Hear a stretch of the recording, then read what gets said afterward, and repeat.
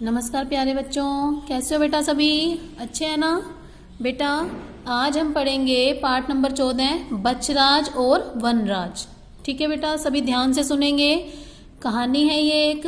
तो बछराज होता है बेटा बैल, बैल का नाम है, और वनराज यानी कि शेर, एक शेर का नाम है, यानी वनों का राजा कौन होता है बेटा? शेर। ठीक है, बछराज बैल और वनराज यानी कि शेर की मित्रता हो गई। दोनों क्या बन गए बेटा? दोस्त।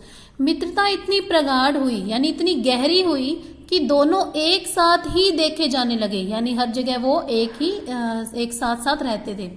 चलना फिरना, आना जाना, उठना बैठना सब एक साथ हो रहा था, यानी वो सारे के सारे काम जो थे वो एक साथ मिलके ही करते थे। इस मित्रता का समाचार पूरे जंगल में आग की तरह फैल गया।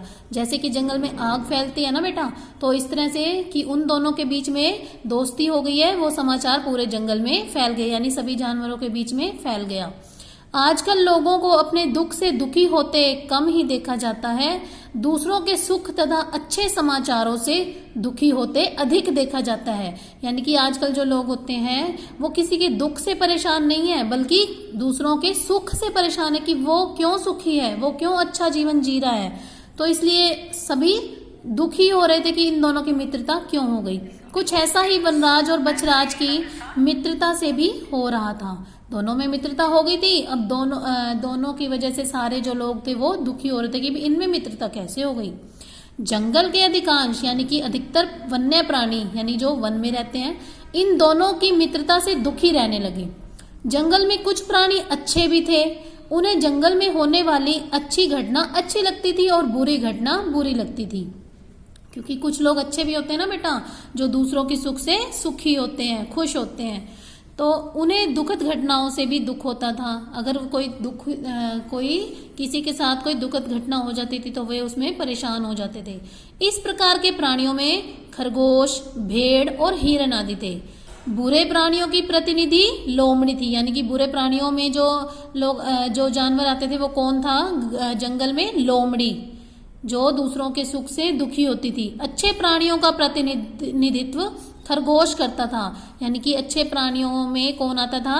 खरगोश, यानी कि जो दूसरों के सुख से परेशान नहीं होता था। ठीक है बेटा, खरगोश सोचता रहता था कि वनराज व बछराज की दोस्ती से कुछ जीवों को ईर्ष्या हो रही है, कैसे बचाएं।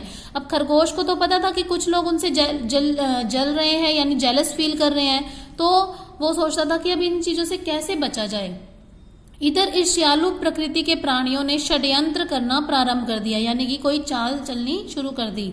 वनराज जब शिकार पर होता था यानी शेर, तो बछराज से अलग हो जाता था। लोमड़ी ऐसे अवसर की खोज में रहने लगी जब वनराज और बछराज अलग अलग हों। लोमड़ी को एक दिन ऐसा अवसर मिल ही गया।